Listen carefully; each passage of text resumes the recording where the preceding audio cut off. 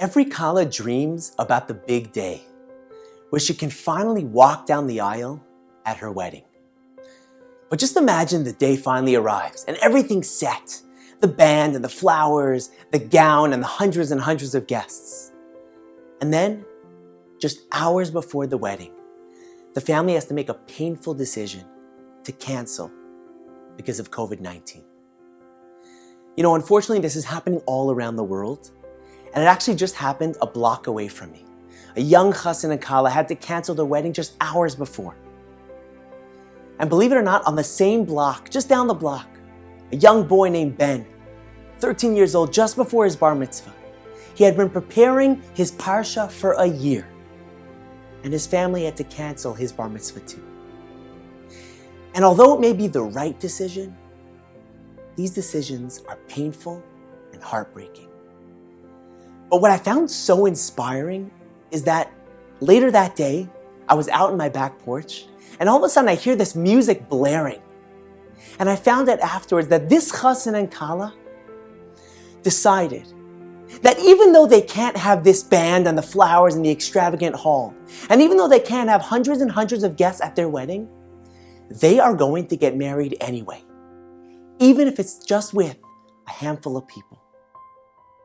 And so, as the kala left her house, in her gown, she was greeted by all of her friends and family in their cars, who are all blaring music, who all couldn't be at the wedding but wanted to show their support, their love, and their unity for her as she goes off to her wedding to start her new life.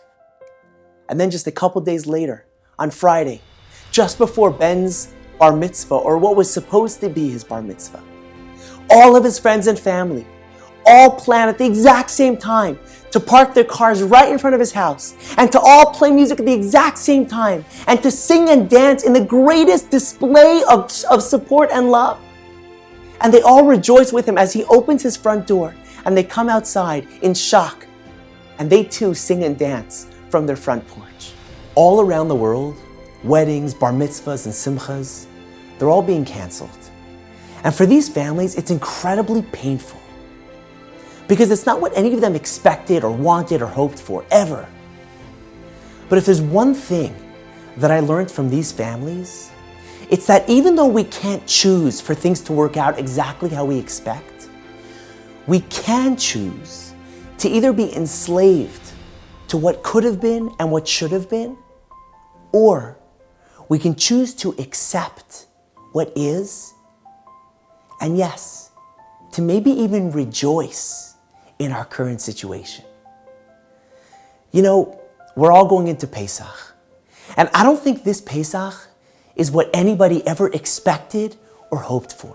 We're all thinking it could have been different and it should have been different. I should have been in Israel this Pesach. I should have been on that Pesach program. I should be with my family. I should be with my spouse, with my parents, with my kids or brothers and sisters. I shouldn't be alone. It's not what any of us could have wanted or should have wanted. But I think we all have a choice. We can either focus on what could have been and should have been.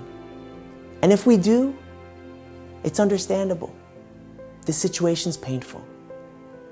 But we can also choose to focus on what is, to free ourselves, and to look at this moment, at where I am, and to find all the joy, because there's joy in every situation, to find all the simcha in the situation I am in, to not enslave ourselves to what could have been, but to free ourselves in the situation we're in.